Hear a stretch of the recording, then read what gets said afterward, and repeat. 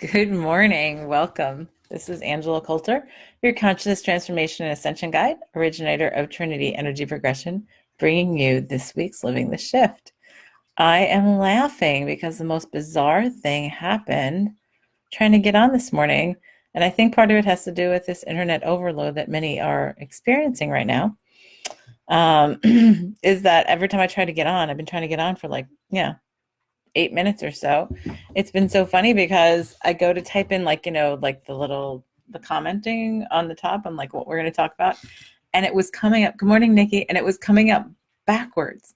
And I'm like, the heck? I mean, it was literally like I would do like to join me, and it would be like I'd do JOIN and it would say NIOJ, and I'm like, okay, I'm not dyslexic. So it was very bizarre. Good morning, Gloria. So be patient. Hopefully this all goes smoothly, and I won't have to have any I won't have any issues with the connection. So then I finally was like, I'm just going to get on without putting any words there because who needs words? But of course, this morning I was thinking, wow, there's so many words out there right now. So maybe that's what it was. It's like, okay, let's just get on and sit in energy, right? But what we're talking about today is something that is it's pretty important because many of us are. Good morning, Ann. We're so we're secluded, we're isolated, or we're home. Basically, how about we just say many of us are home and predominantly living at home now, right? With all that's going on. And so the opportunity exists for us to really take off on our, cleaning house and, doing things that we keep on saying we're going to get around to when we have time, right? And I laugh because, as I work from home, I see my clients at home. And a lot of them I see on Zoom or on via the phone anyway. It's not all that much of a change for me. But extracurricular activities all gone. So right now. But anyway, so we talk about all that. And all right, I'm going to clean house. I'm going to do things different. And so it's a great time to do a little bit of spiritual housekeeping too.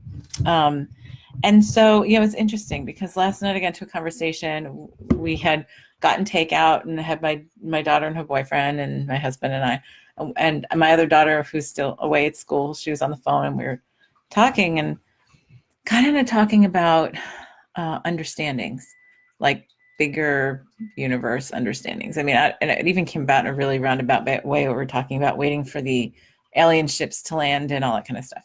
So my daughter says, I don't know, or no, I didn't even prompt this. So it's funny because, usually it's me who will prompt this conversation. She's like, our minds just don't have the ability to grasp the infinite. That's where faith comes from and all that kind of stuff. And I said, yeah, except our minds are just such a tiny part of us. And so it's a matter of getting beyond our mind to our consciousness, because that's where everything lies. And once we allow ourselves to go beyond that, then we don't have to give away our power anymore, right? So anyway, so we ended up getting a conversation about that. And, and I had a conversation with friends last night on Zoom, and we were talking about this, and spiritual housekeeping came up. And it is a good time for us to step back. So the opportunity that many of us have right now is to step back and say, okay, so where do I feel like I'm pretty good with my consciousness, with whatever you want to call your faith, your trust, your ability to accept certain things currently unseen.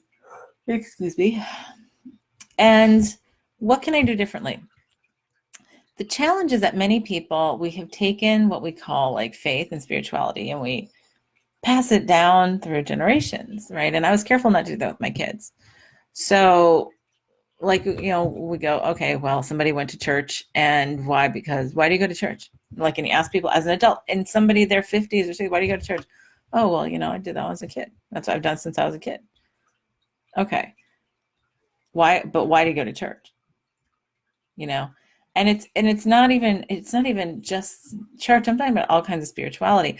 We get into this practice, and in the part of our consciousness that is human, in this mind, right, in this ego, we get into the ego's comfort zones of saying, oh, well, this is good enough, right? I feel good enough doing this, and then I can go on with life. as we continue on in our consciousness, and we are going through a huge leap in consciousness, which is part of what this is all about too, in the physical, it's to ask, well, what areas, like, okay, if this is comfortable, but does it really serve me to expand constantly? One of the things that we have gotten to is really these comfort zones of this is enough. This is good enough. This is, I go to, well, if you go to church, I go to church enough, right? I do this, or I meditate enough. And I do enough stuff so that I can check off on my list that I am fulfilling what I feel like is my spiritual obligation in life. Many, this is a cultural thing for many. And even when we go into like what they call new thought, new age, expansive consciousness, which is really where I sit, it's a matter of, okay, well, I got into this practice and I've been doing this for years and I love it and it's great. And the question to always ask ourselves is, am I continually growing? It's the same thing with the job, right? It's the same thing in our lives, in our everyday lives. Am I continually growing beyond where I was yesterday? Am I different today than I was yesterday? Is there the opportunity for me to do so? And in that, can I evolve what it is that I'm doing continuously to accommodate where I am today versus yesterday? Because contrary to what the ego says, we do change. Especially now, we change faster than ever before. And really, it's not so much changing. And this is because we're used to thinking of, oh, well, you're different than how you used to be, and da-da-da. And the key is to remember that really when we look at things from the much bigger picture, it's not a matter of that we're changing to be somebody different. It's that we're letting go of the things that are not truly us, that served us for whatever reason, for whatever set of lessons. And often pretty much all the time, it's when we finally say, I don't need that lesson anymore, so I don't need to be that way, or that doesn't need to be my pattern or my energy or whatever, and then you are different. So we talk about, oh, well, you just can't change, you can't teach an old dog new tricks and blah, blah, blah. First of all, like when we come from the different perspective of, I am just remembering, I'm not learning anything, I'm just remembering, and my process of that is aligning things in my reality to help me practice that remembering. That's where it's really important, right? So the spiritual housekeeping is, does my practice do that for me? Does what I practice do that for me? And have I looked at anything else that might be a good possible like little gem to add into my spiritual practice that will allow that continual growth and evolution?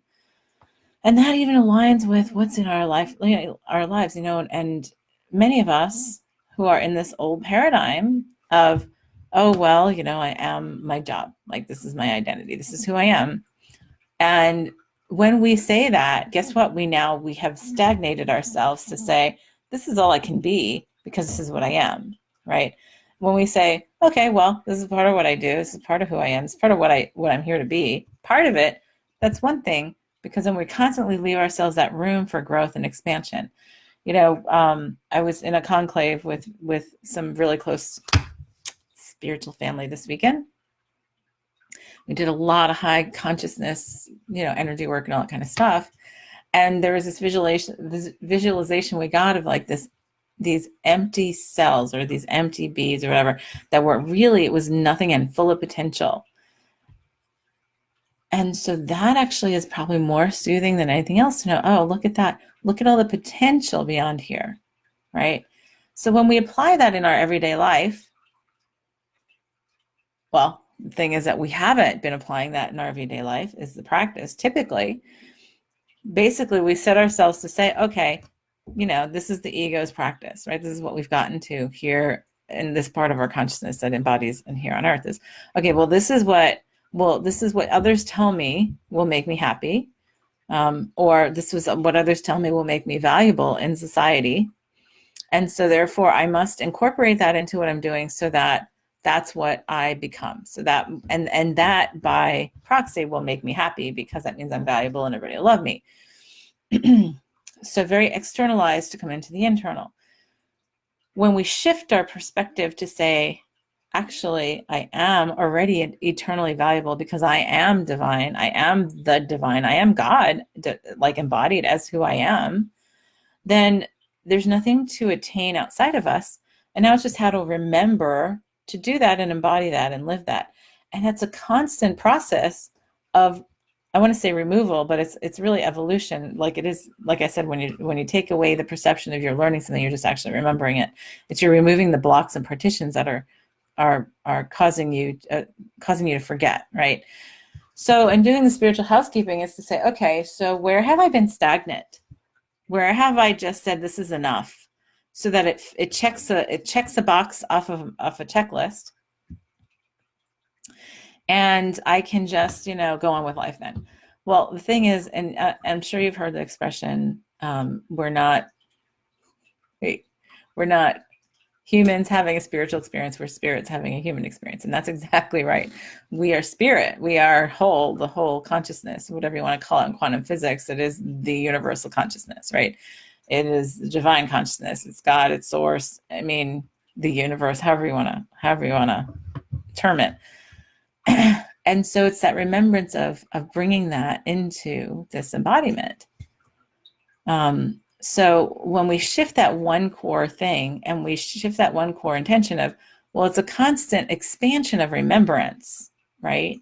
Instead of I have to go and reach for it, because that makes you tired to think about, oh, I'm in lack, right? I have to go find this outside of myself.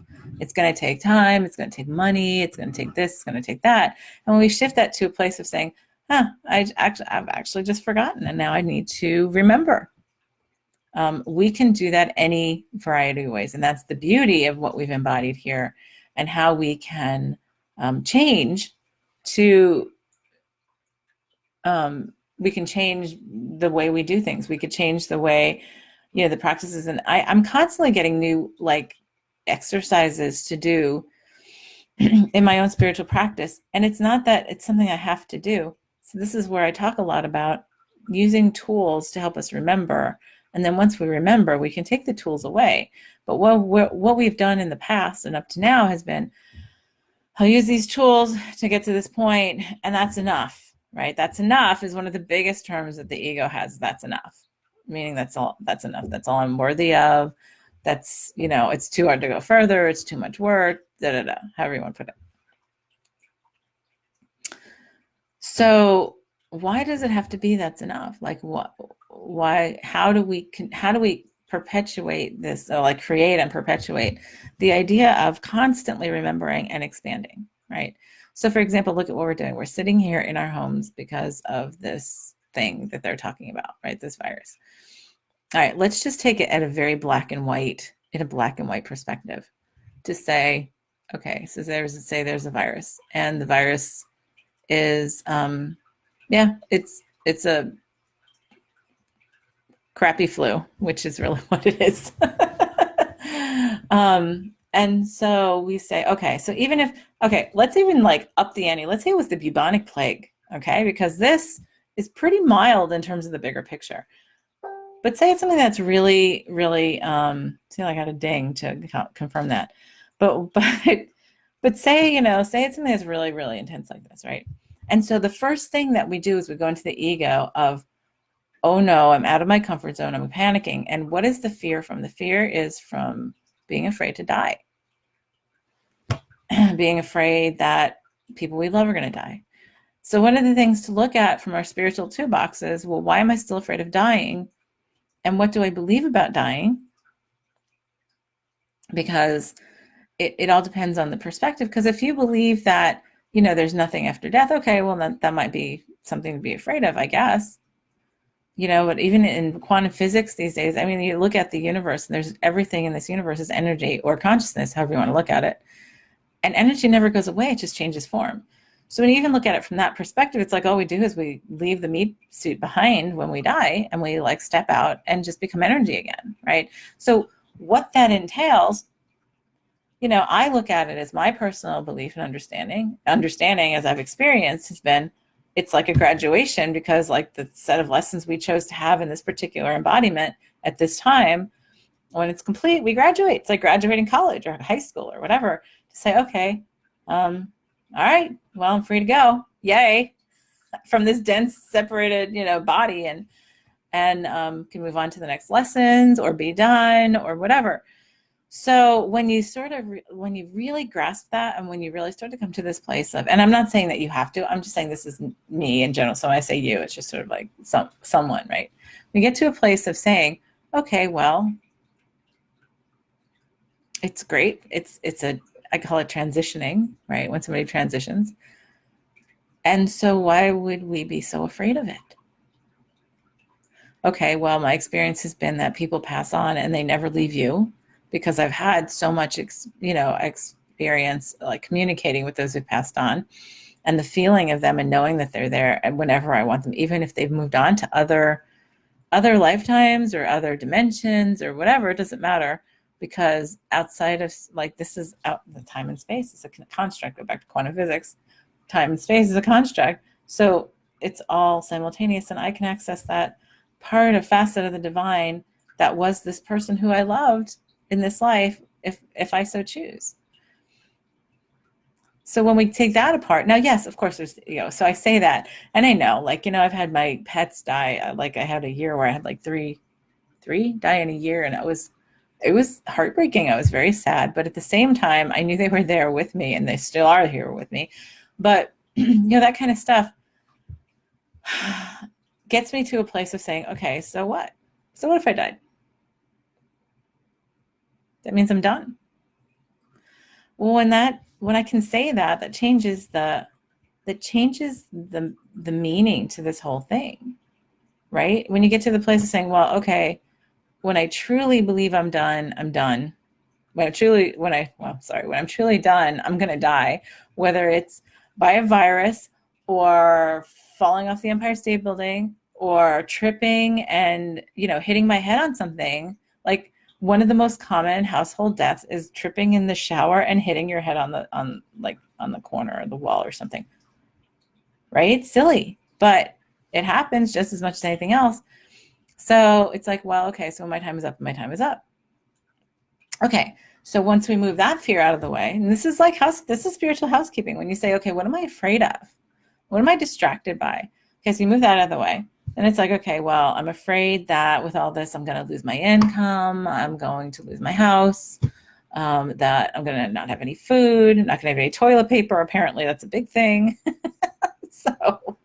So you say, okay, so what am I afraid of there? So what? Maybe the universe, maybe if that happens, the universe is telling me it's time for me to change direction, and I'm done with this set of lessons in this part of my life. So it's time to force me into another phase, because I was so comfortable in that other one that I wouldn't let go of it. That's where we get with the ego. So, I mean, these are just, it's so funny, because I was like, I'm not even sure what I'm talking about with this today, but seems to be where it's going. This is spiritual housekeeping. This is, okay, so what am I afraid of? And here's the opportunity to say, okay, so what is working in my life and what is not working in my life? Like, what am I happy with? What feels good? What I think is really interesting is how many comments, and now I know we're keeping a sense of humor, and as humans, we have this snarkiness, especially in the United States, we have this snarkiness that's innate. So we have a lot of stuff out there that's talking about how, oh no, like, call your sister-in-laws because they're stuck at home with your brothers.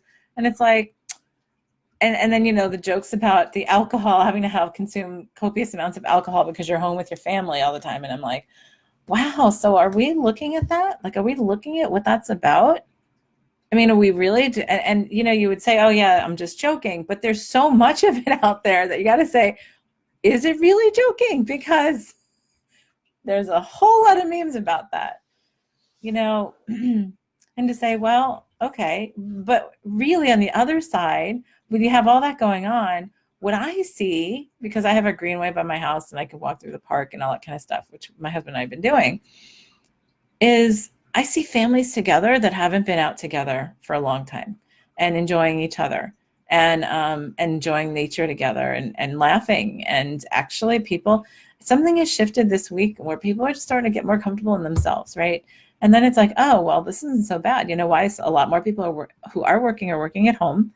And then what happens is at 5 o'clock, they can just, check off the clock, and they don't have a commute, right? It's the same thing in the morning. They don't have a commute in the morning. It's a little more relaxing time in the morning and all that kind of stuff. So then they're like, oh, hey, we can go for a walk. Let's go for a walk. And we have plenty of time.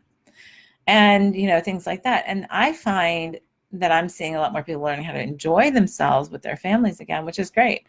But these are the things to assess within ourselves through this time. And this is spiritual housekeeping. It's saying, okay, so what in my life, what in my life, like, okay, so let me step back from this whole crazy picture and say, so what looks good about this right now? Because I don't have all these other things stressing me out. What am I having more of an enjoying? What am I enjoying more in my life? Am I enjoying my spouse more? And I said, well, so you have two things. Like one is that it can reinforce relationships. The other thing is it can end them. And I don't say that in a snarky way. I say it in a way is when you have to be forced to look at everything without any kind of distraction, then you have no choice but to look in the mirror, right? So I said, well, I wouldn't be surprised if there's a lot of divorces that come out of this too. And that's not a bad thing either, because there are many relationships I know of that are they're serving each other in one way or not, but for us to move forward. And now it's a collective us. It's not just individual. Like this is like, if this is affecting us this collectively around the world, it is a collective us. So it's time for us to look at everything and say, does this serve me? Does my heart thrive in passion and joy and love in doing this? And doing this can mean what I do for work, what I do every day, what I do, like in terms of my relationships. And if it doesn't, then you can walk away, right? I can't be with these people. I saw something about, well, look at this. You don't have to be with the people that you don't like to be with, especially in your family. And I'm like, well, then that gives you a great opportunity to step back and say, maybe I need to reassess this relationship with this person if I'm happy that I don't have to see them. So lots of different things. And so then in all of that, the other step is looking in the mirror and saying, okay, so how am I with myself?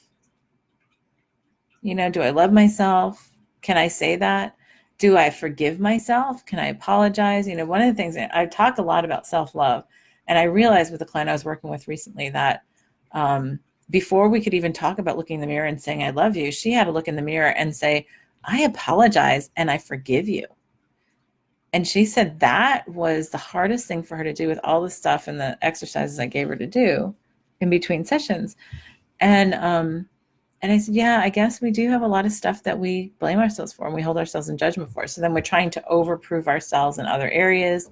We get stuck and obsessive about other things, that I have to be this kind of person. I have to do this kind of thing. So when we get, and it all comes back to that inner peace, when we get to that place of saying, I love you, like beyond I forgive you and I apologize to other things that I've done to not serve you, meaning me, right? When you look in the mirror, I apologize, and I forgive you for all the things that we've done that have limited who we are, embodied here as the divine that we are. I forgive you and I apologize for all the things that I've done so that it holds us back and makes us stay small. Because we all came here to do big, to be the divine embodied, right? So, especially now. So this is it. It's our breath to step back and say, time, because we've had this pulsing, right? This push that's been going on now actively for at least a decade, right? Especially intense for the past 5 years on it's time to step into what we came here to do, and that is evolve the entire set of dimensions that is the representation of this planet. And that's what we're here to do. And so, okay, yeah, you played in this, you got comfortable, the ego played this game, and that's great. And now it's time to do what you really came here to do. And you know what? It could be janitorial services or whatever. It doesn't even matter. It doesn't have to be some big, huge thing. But it's like, if you're going to do it big. Just do it and commit yourself to it and say, and own it and say, I love it, right? That is spiritual, because when you are all right with that, you're all right with everything. So like we were talking about on the call with my friends last night, it's like you get a disc out of place, say like at the top of your spine. So you get the disc slightly out of place. My chiropractor friends would totally align with this. And then you have all these other aches and pains. You'll get this like pain in this back. You start having maybe some digestive issues, you maybe get out of breath, you think you have heart issues, and you get all like these distractions, right? And you spend so much time looking at what this whole thing is. You could, spend so much time looking at like all of these symptoms. And then how do I assuage all these symptoms instead of, well, what's the core underlying thing that's causing all of it? Because if I just snap that little disc back into place, everything will realign. And yes, it'll take a little support, but then it'll realign. And then everything will be great and expansive, and I'll feel wonderful, and I can move on and move forward. Well, and by the way, that is physically happening with a lot of people right now. I just got the thing to say, oh yeah, don't forget to mention that. But it's a great analogy. But if we're not right with ourselves, right, that's the disc that slipped out of place. If we are, if we're judging ourselves, if we're blaming ourselves, if we're angry with ourselves, which is what most of us are in one way, shape, or form, one of those three things, and we're not consciously practicing shifting that place to that forgiveness and acceptance, the apology, and then self-love, right? Then everything is still going to stay out of joint. That is spiritual housekeeping. That is like getting into the place of saying, I know how I am right and whole, right? And I'm acting from a place of, I don't even like using alignment because alignment is very linear. I like saying harmonization. I'm in a place of harmonization with the note that I came here to embody as part of the symphony. And we all have that opportunity now, right now, not like in 5 years. And many of us, interestingly, many of us who are in the conscious spiritual community, who have been actively practicing and looking out there beyond this level of consciousness on a regular basis, we've been waiting, tapping our fingers, because we felt this waiting. We felt this like shift between gears like for several years now. And we're just sort of like, okay. And many of us are like, oh my God, we finally have the opening. It's time. It's time. It's time to be, to step into our calling. And to do that is to go through all this housekeeping, to look at these things and look at what we've created for ourselves so that we would, which is a beautiful thing when you look at it from much higher consciousness, because it could be far worse. As much as people are freaking out about it, it could be far, far worse. So this is our first step in a big collective reminder.